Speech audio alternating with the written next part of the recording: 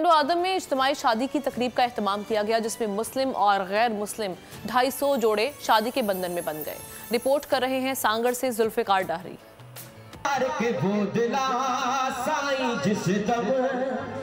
मकामी हॉल में सजी तकरीब में सभी के चेहरे खुशी से फूले नहीं समा रहे थे। मुस्लिम, हिंदू और ईसाई मजहब से ताल्लुक़ रखने वाले 250 जोड़ों की इज्तिमाई शादी हुई। दूल्हा और दुल्हन हॉल में पहुंचे तो शानदार इस्तकबाल किया गया।